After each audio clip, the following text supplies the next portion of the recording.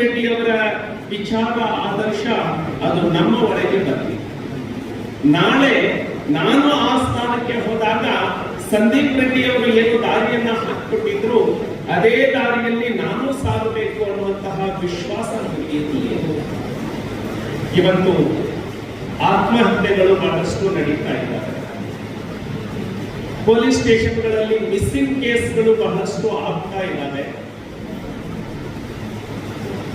ಅಪ್ರಾಪ್ತ ವಯಸ್ಸಿನಲ್ಲಿ ಅಬಾರ್ಷನ್ ಆಗುವಂತಹ ಕೇಸ್ಗಳು ರಿಜಿಸ್ಟರ್ ಆಗ್ತಾ ಇದ್ದಾವೆ.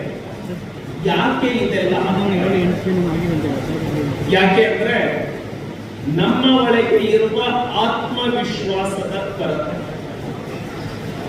ನಿಮ್ಮ ವಯಸ್ಸಿನಲ್ಲಿ ನಾನಿದ್ದಾಗ PUC ಓದ್ತಾ ಇರುವಾಗಲೇ ನಾನು ಧ್ಯೇಯ ಅನ್ನುವಂತಹ ಕಾದಂಬರಿಯನ್ನ ಓದಿದ್ದೆ.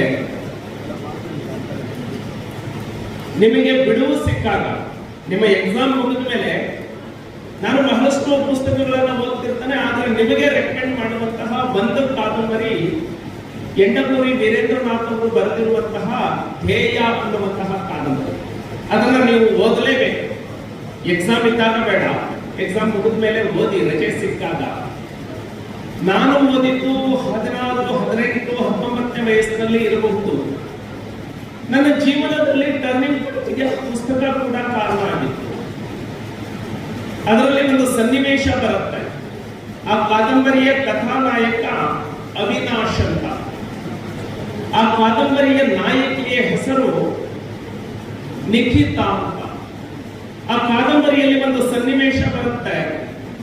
ಕಥಾನಾಯಕ ನಾಯಕಿಯ ಮೇಲೆ ಆರೋಪವನ್ನ ಮಾಡ್ತಾನೆ. ಏನ್ ಆರೋಪ ಮಾಡ್ತಾನೆ?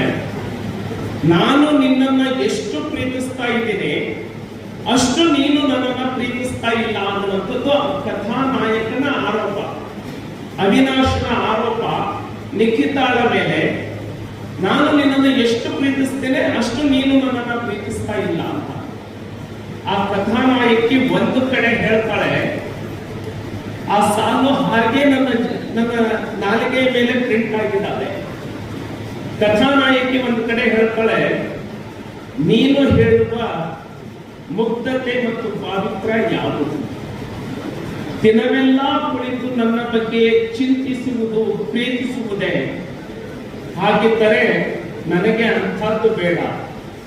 ಅದಕ್ಕಿಂತಲೂ ದಿನದ 24 ಗಂಟೆಗಳು ಮೈಕೊರಿದು ದುಡಿದು ಬಳಲಿ ಬೆಂಡಾಗಿ ಹಾಸಿಗೆಯ ಮೇಲೆ ಮಲಗಿದಾಗ ಆ ಕ್ಷಣದಲ್ಲಿ ನೀನು ನನ್ನನ್ನಾಗಲಿ ನನ್ನ ನೆನಪನ್ನಾಗಲಿ ಬಯಸಿದ್ದೇ ಆದರೆ ಅದು ನಿಜವಾದ ಪ್ರೇಮ ಎಂದು ಭಾವಿಸುತ್ತೇನೆ.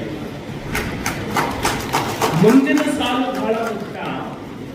ಪ್ರೇಮ ದೊಡ್ಡದೇ, ಬದುಕು ಅದಕ್ಕಿಂತಲೂ ದೊಡ್ಡದು.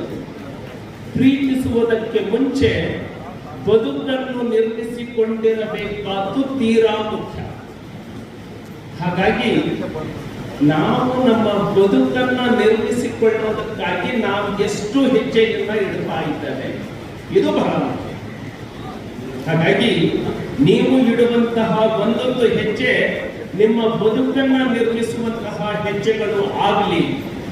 ಇಲ್ಲಿ ಕೂತಿರುವಂತಹ ಪ್ರತಿಯೊಬ್ಬರಿಗೂ, ಯಾಕೆಂದ್ರೆ ನಾನು ಮೊದಲೇ ಹೇಳಿದೆ, ಈ ನಿಸರ್ಗ ನಿಮ್ಮನ್ನಷ್ಟೇ ಸೃಷ್ಟಿ ಮಾಡಿದೆ, ನಿಮ್ಮ ತರ ಇನ್ನೊಬ್ಬರನ್ನ ಸೃಷ್ಟಿ ಮಾಡಿಲ್ಲ. ಅಂದರೆ ನಿಮಗೆ ಒಂದು ಗುರಿಯ ಜೊತೆಗೆ ಈ ನಿಸರ್ಗ ನಿಮ್ಮನ್ನ ಸೃಷ್ಟಿ ಮಾಡಿದೆ.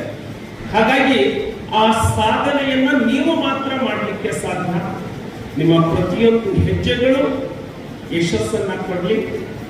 ಪ್ರತಿಯೊಬ್ಬರೂ ಕೂಡ ಜೀವನದಲ್ಲಿ ಯಶಸ್ವಿಯಾಗಿ ಹೊರಗೆ ಬರಲಿ ಅಂತ ಆಶಿಸ್ತಾ ಈ ಒಂದು ಅರ್ಥಪೂರ್ಣವಾದಂತಹ ಕಾರ್ಯಕ್ರಮವನ್ನು ಆಯೋಜನೆ ಮಾಡಿದಂತಹ ನಿಜಕ್ಕೂ ಬದುಕಿನಲ್ಲಿ ಒಬ್ಬ ವ್ಯಕ್ತಿ ಮರೆಯಲಾರದ ಕ್ಷಣ ಅನ್ಕೊಳ್ತೇವೆ. ನಾವು ಯಾಕೆ ನಮ್ಮ ಗುರುಗಳನ್ನ ನೆನಪಿಸಿಕೊಳ್ತೇವೆ ಅಂತ ಹೇಳಿದ್ರೆ, ನಮ್ಮ ಬದುಕನ್ನ ಕಟ್ಟುವುದಕ್ಕೆ ಅವರು ಹೇಳಿದ ಒಂದು ನುಡಿ. ಹಾಗಾಗಿ ಈ ಕಾರ್ಯಕ್ರಮದ ಹಿಂದೆ ನಿಮ್ಮ ಬದುಕನ್ನ ಕಟ್ಟುವಂತಹ ಕನಸಿದೆ, ನೀವು ಗೆಲ್ಲಬೇಕು ಅನ್ನುವಂತಹ ನಿರೀಕ್ಷೆ ಇದೆ. ಈ ಕಾರ್ಯಕ್ರಮದ ಹಿಂದೆ ನೀವು ದೊಡ್ಡ ವ್ಯಕ್ತಿ ಆಗಬೇಕು ಅನ್ನುವಂತಹ ಆಲೋಚನೆ ಇದೆ. ಇಂತಹ ಅದ್ಭುತ ಕಾರ್ಯಕ್ರಮ ಆಯೋಜನೆ ಮಾಡಿ ಭೂಮಿಗೆ ಬಿದ್ದ ಬೀಜ, ಎದೆಗೆ ಬಿದ್ದ ಅಕ್ಷರ, ಇಂದಲ್ಲ ನಾಳೆ ಫಲವನ್ನು ಕೊಟ್ಟೇ ಕೊಡುತ್ತದೆ ಅಂತ. ನಾನು ಸಂದೀಪ್ ರೆಡ್ಡಿ ಅವರಿಗೆ ಬಹಳ ಆತ್ಮವಿಶ್ವಾಸದಿಂದ ಹೇಳ್ತಾನೆ, ಈ ನಿಮ್ಮ ಕಾರ್ಯಕ್ರಮ ವ್ಯರ್ಥ ಆಗೋದಿಲ್ಲ. ಇವತ್ತು ನೀವು ಬಿತ್ತಿದಂತಹ ಬೀಜ, ಇವತ್ತು ನೀವು ಬಿತ್ತಿದಂತಹ ಬೀಜ ಖಂಡಿತವಾಗಿಯೂ ಕೂಡ ನಾಳೆ ಫಲವನ್ನು ಕೊಡುತ್ತದೆ. ಯಾಕೆ ಅಂದ್ರೆ ಇವತ್ತು ಸಂದೀಪ್ ರೆಡ್ಡಿ ಅವರು ಸಾವಿರಾರು ವಿದ್ಯಾರ್ಥಿಗಳಿಗೆ ಭವಿಷ್ಯಕ್ಕಾಗಿ ನೀವು ಮುಂದೆ ಹೋಗಬೇಕು ಅಂತ ಏನು ನಿಂತಿದ್ದಾರೆ, ನನಗೆ ವಿಶ್ವಾಸ ಇದೆ ಈ ವಿದ್ಯಾರ್ಥಿಗಳು ಮುಂದಿನ 10, 15, 20 ವರ್ಷಗಳ ಒಳಗೆ ಇಂತಹ ವಿದ್ಯಾರ್ಥಿಗಳು ಇವತ್ತೇನು ಇಲ್ಲಿ ಕೂತಿದ್ದಾರೆ, ಮುಂದಿನ ದಿನದಲ್ಲಿ ಈ ತರದ ಕಾರ್ಯಕ್ರಮವನ್ನ ಕನಿಷ್ಠ ನೀವು ಒಂದು 10, 100 ಮಾಡ್ತೀರಿ ಅನ್ನೋ ವಿಶ್ವಾಸ. ಬಂಧುಗಳೇ, ನಾನು ವಿದ್ಯಾರ್ಥಿಗಳ ಜೊತೆಗೆ ಮಾತನಾಡಬೇಕು ಅಂದಾಗೆಲ್ಲ ನಾನು ಬಹಳಷ್ಟು ಸಂತೋಷ ಪಡ್ತಾನೆ. ನಾನು 8ನೇ ಕ್ಲಾಸ್ಗೆ SC/ST ಹಾಸ್ಟೆಲ್ ಅನ್ನ ಸೇರಿದವನು. ನಾನು ಸಬ್ ಇನ್ಸ್ಪೆಕ್ಟರ್ ಆಗೋವರೆಗೆ ಹಾಸ್ಟೆಲ್ ಅಲ್ಲೇ ಓದ್ದವನು. ನಾನು ಸಬ್ ಇನ್ಸ್ಪೆಕ್ಟರ್ ಆಗ್ಬೇಕು ಅಂತ ಹೇಳಿ ಯಾವ ರಾಜಕಾರಣಿಯ ಮನೆಯ ಬಾಗಿಲನ್ನ ಕಾಯಲಿಲ್ಲ. 10 ರೂಪಾಯಿ ಯಾರಿಗೂ ಲಂಚವನ್ನ ಕೊಡ್ಲಿಲ್ಲ. ಬೆಂಗಳೂರಿಗೆ ನಾನು ಇಂಟರ್ವ್ಯೂಗೆ ಬಂದಾಗ ಲಾಡ್ಜ್ ಮಾಡಿದ್ರೆ 700-800 ರೂಪಾಯಿ ಬಾಡಿಗೆ ಕೊಡಬೇಕಾಗುತ್ತೆ ಅಂತ ಸರ್ಕಾರಿ ನೌಕರರ ಭವನ, ಅವತ್ತು 30 ರೂಪಾಯಿ ಬಾಡಿಗೆ ಇತ್ತು. ಸರ್ಕಾರಿ ನೌಕರರ ಭವನದಲ್ಲಿ ಉಳಿದು ಇಂಟರ್ವ್ಯೂ ಮಾಡಿ ಹೋಗಿದ್ದೆ. ಹಾಗಾಗಿ ರಾಜೀನಾಮೆ ಕೊಡುವಾಗ ನನಗೇನು ಅನಿಸ್ಲೇ ಇಲ್ಲ. ನನಗೆ ವಿಶ್ವಾಸ ಇತ್ತು, ಈ ಕೆಲಸ ಇಲ್ಲ ಅಂದ್ರೆ ಇನ್ನೊಂದು ಕೆಲಸ ನಾನು ತಗೊಳ್ತೀನಿ.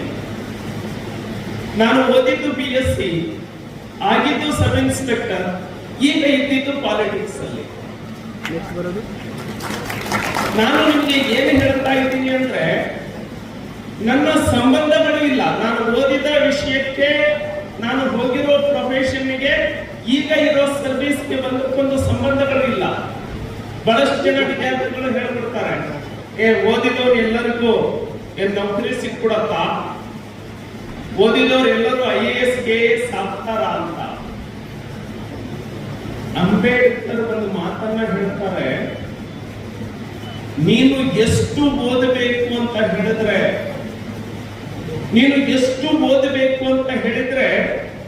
ಜಗತ್ತು ನಿನ್ನನ್ನ ನೋಡಿ ಹೆದರಬೇಕು, ಅಷ್ಟು ನೀನು ಓದಬೇಕು.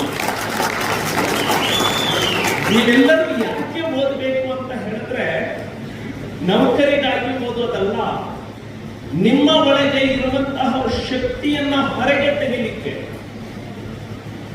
ಎಲ್ಲರಿಗೂ ಸವಾಲುಗಳು ಇದ್ದಾವೆ. ನಾನು ಇನ್ನೊಬ್ಬರ ತರ ಇಲ್ಲ.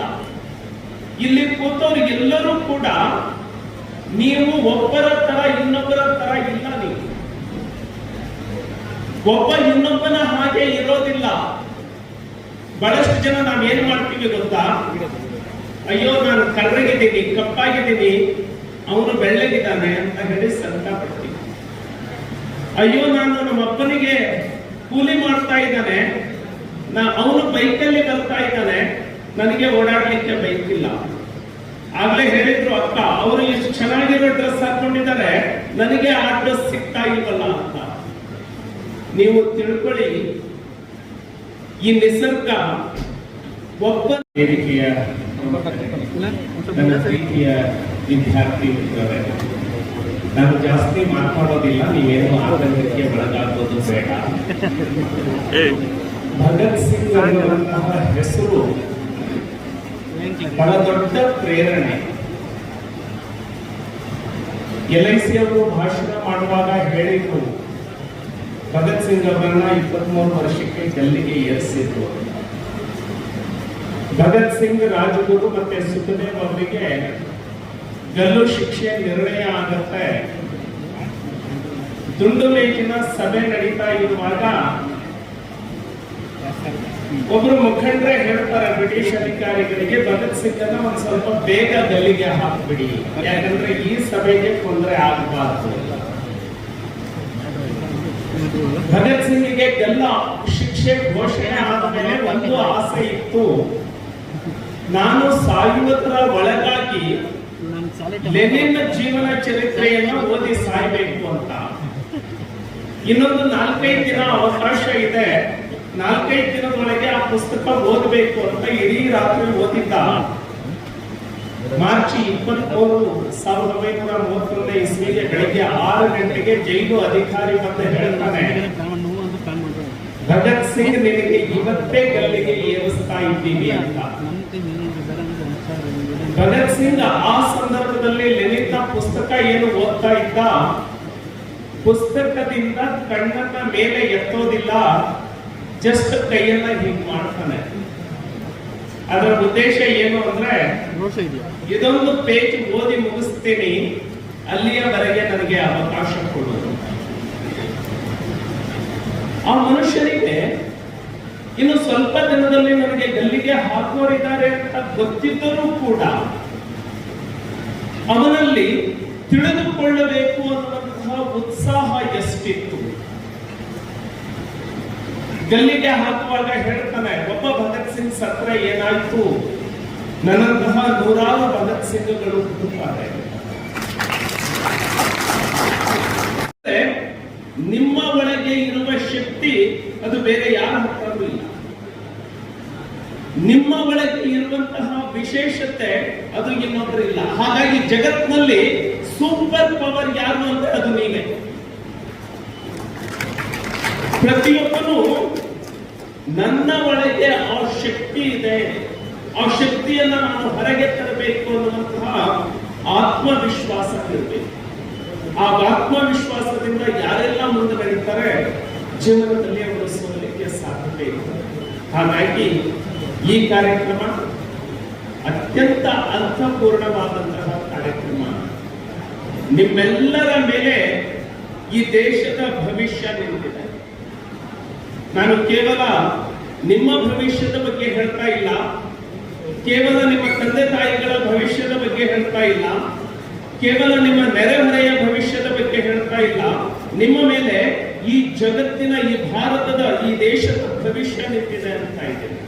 ಅಂದ್ರೆ ನೀವೆಲ್ಲರೂ ಕೂಡ ಆ ಗುರಿಯನ್ನ ಇಟ್ಟು ಮುಂದೆ ಸಾಗಬೇಕು. ಆ ಗುರಿಯನ್ನ ಇಟ್ಟು ಸಾಗುವಾಗ ಬರುವಂತಹ ಸವಾಲುಗಳು ಏನಿದ್ದಾವೆ, ಸಮಸ್ಯೆಗಳು ಏನಿದ್ದಾವೆ, ಅವು ನಿಮಗೆ ಸವಾಲುಗಳು ಆಗಬೇಕು. ಆ ಸವಾಲುಗಳನ್ನ ನೀವೇ ಮೆಟ್ಟಿ ನಿಲ್ಲಬೇಕು. ಆ ಸವಾಲನ್ನ ಮೆಟ್ಟಿ ನಿಲ್ಲುವ ನಿಮ್ಮ ದೀರ್ಘವಾದ ಪ್ರಯತ್ನದಲ್ಲಿ ಒಂದು ಹೆಜ್ಜೆಗೆ ನಿಮ್ಮೊಟ್ಟಿಗೆ ಕೈಯನ್ನ ಜೋಡಿಸಲಿಕ್ಕೆ ಸಂದೀಪ್ ರೆಡ್ಡಿ ಅವರು ಬಂದಿದ್ದಾರೆ.